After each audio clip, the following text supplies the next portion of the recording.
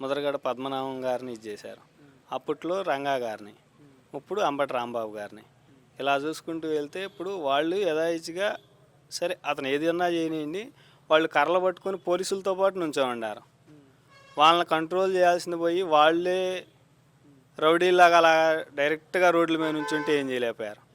ఇంకా దీన్ని బట్టి కాపులకి ఏమి న్యాయం చేస్తారని అర్థం చేసుకోవాలి. అదే జగన్ గారు గవర్నమెంట్ ఉండగా కాపులకి కాపు నేస్తం వచ్చేది. అలాంటి పథకాల మీద ఏదన్నా అభివృద్ధి మీద దృష్టి పెడితే బాగుంటుంది. కాపులను అనగదొక్కాలి అని అనుకుంటే చంద్రబాబు నాయుడు గారు ఇంకా అసలు సోయిలో కూడా లేకుండా పోతారు. ఎందుకంటే కాపులు అనే వాళ్ళని వాడుకొని వదిలేయటానే చేస్తున్నారు.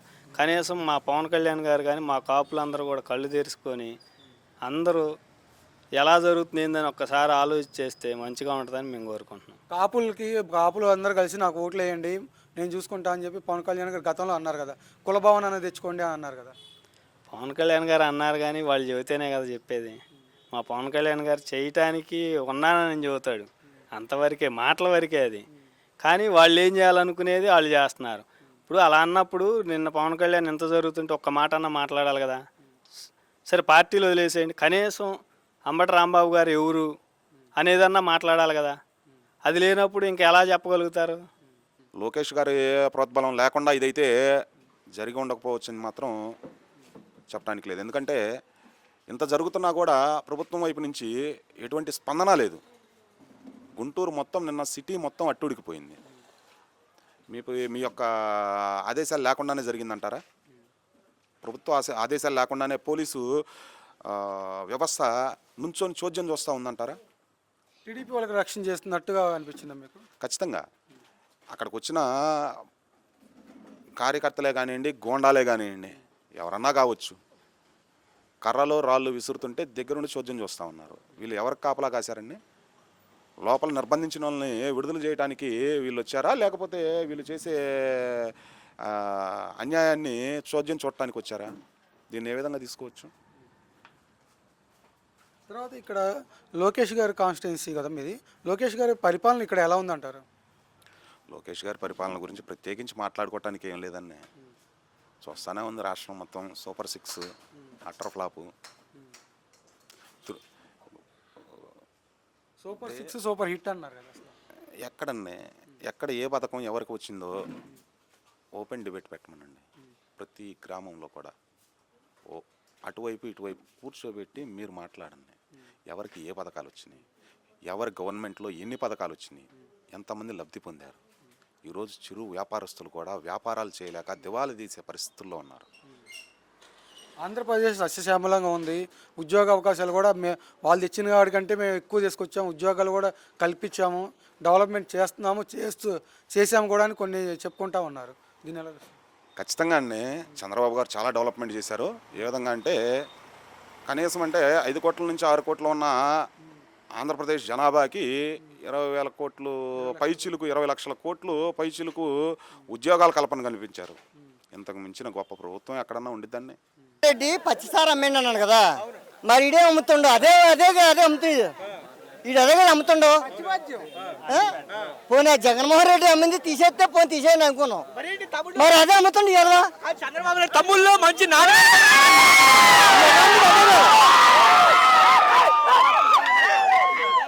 కాదనా? చంద్రబాబు నాయుడు గారు ప్రసంగంలో కూడా తమ్ముళ్ళు నాణ్యమైన మందిస్తాను అన్నాడు. ఏది అదే ఏ 100 రూపాయల కూరలు 150 అయిపోతుంది ఇప్పుడు.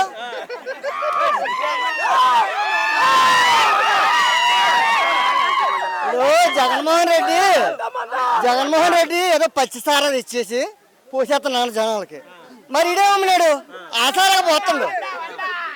ఇడేం పోతున్నాడు? పోనీ ఆడియే కదా, ఆడేటిగా పోతున్నాడు జగన్మోహన్ రెడ్డి పోతున్నాడు. టైమింగ్స్ ఎలా దొరికేది గతంలో? ఎప్పుడు ఏ టైం దొరికేది? మనకి 11 గంటల దాకా మంది ఉండేది కాదు. ఇప్పుడైతే 9 గంటలకు 8 గంటలు కూడా మంది వచ్చేస్తుంది.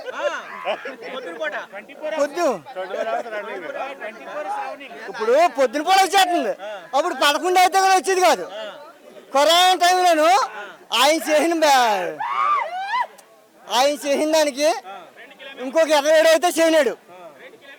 కరోనాలో చేసింది ఆయన చేసింది చాలా మంచి పని చేసినాడు. చేతన అవుతే మీరు నిజంగా నాయకులు అయితే పేదలకి నిజంగా మీరు కష్టపడితే ఇవాళ రండి, మా పులి మీద పులి దిగుతుంది ఇక్కడ. చేత కాదు మాట్లాడటం కాదు, ప్రభుత్వం మీద ఉంది, మాది లేదు. మా దాంట్లో మనం తెచ్చాం, అనకాపల్లి పోయి నర్సీపట్నం పోయి ఇక్కడ తెచ్చాం. నువ్వు అక్కడ నాయకుడు అని, ఒక నాయకుడు అని ఇక్కడ తెచ్చాం. ఇవాళ చూడడానికి రండి, స్పీకర్ గారు మీరు కలిపి రండి. అనిత గారు జడ్ సెక్యూరిటీ ఇస్తారంట. జడ్ సెక్యూరిటీ మా చూడలేదు జడ్ సెక్యూరిటీ ఒకసారి చూపించు. మా అమ్మనాథన్ ఉంటే నువ్వు పర్మిషన్ ఇవ్వకపోయినా సరే రోడ్డు మార్గం వచ్చాడు మా పులివెందుల పులి. నీకు చేతన అవుతే రోడ్డు పక్కన ఎక్కడ దగ్గర ఇంట్లో ఉండి చూడు, నువ్వు చూడు, లైవ్ చూడు, నీ టీవీలో లైవ్ చూడు, నీకు చేతన అవుతే. ఎట్లా ఉంటుంది ఊపా ముందు మెడికల్ కాలేజీలో ఉన్న వాళ్ళకి అందరూ దిగిపోద్దు రాడ్డు, ఎంత పొడవు రాడ్డు దిగిపోద్ది. సీమరాజు గారు కూడా నేను వచ్చి అసలు ఇక్కడ ఏం లేదు, ఇదే జగన్మోహన్ రెడ్డి నిరూపించిన కాలేజ్. మీరు వచ్చారు లోకల్, పక్క లోకల్, ఈ నియోజకవర్గంలో నుండి ఈ మండలంలో ఉండి పక్క లోకల్ వచ్చాం. మా చూపిస్తాం, ఎక్కడి నుంచో పులివెందుల పులి వచ్చిందా చూపిస్తాం, మా చూపిస్తాం. చేతన అవుతే వీడియో దిగి కాదు అలా చూస్తారుగా. ఇక జగన్మోహన్ రెడ్డి గారికి కలవడానికి లేదు, ఆంక్షలు పెట్టడానికి ఎలా చూస్తారు జగన్మోహన్ రెడ్డి నాయకుడు? మా చెప్పండి, మా నాయకుడు, మా నాయకుడు ఏం పీకుతారో మా నాయకుడు ఆ ప్రాణాలతో ఏం పిక్కుంటారు పిక్కుమని. ఇదివరకు పవన్ కళ్యాణ్ నేను అధికారులు వస్తే మధ్య ప్రాంత ఫీల్ పట్టుకొడుతున్నా జగన్ అన్నాడు. కానీ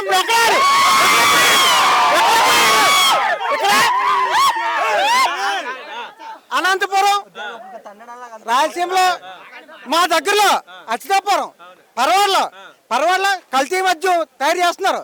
ఇది అయ్యాన్ పాత్ర జరుగుతుంది. ఇదే మాకరపల్లిలో చింతకాయలు రామన్న వ్యక్తి అయ్యాన్ పాత్ర బినామీ ఆరు దగ్గర చేసి చేయించాడు ఇక్కడ కల్తీ మద్యం. ఇప్పుడు అది ఏడుదంటారు అంటే వీళ్ళు మధ్యప్రాలు పీలు పొట్టగొట్టా జగన్ అన్నాడు పవన్ కళ్యాణ్. ఎక్కడ పోవడం అదే జగన్ కి వచ్చిందండి హైదరాబాద్. అదే జగన్ కి అదే జగన్ గారికి చిన్న ఇష్యూ ఏర్పాట్లు ఇష్యూ జరిగితే ఇదే జగన్ గారికి చిన్న ఇష్యూ జరిగితే ఒకటవుట్న ఎయిర్పోర్ట్ నుంచి హైదరాబాద్ వెళ్ళిపోయారు, వైద్యం చేయించుకోరు. ఇదే పవన్ కళ్యాణ్ ఇక్కడ ఇల్లు కట్టుకోలేక, ఇక్కడ సొంత ఇల్లు లేక వైరల్ ఫీవర్ వస్తే హైదరాబాద్లో చూపించుకుంటున్నాడు. అంటే వారానికి చంద్రబాబు నాయుడుకి, లోకేష్కి, పవన్ కళ్యాణ్కి వారానికి ఒకవేళ 3 రోజులు 3 హెలికాప్టర్లు.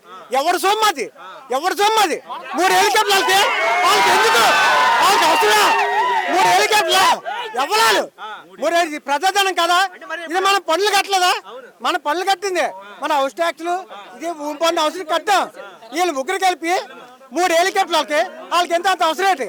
ఖచ్చితంగా చేశాడండి.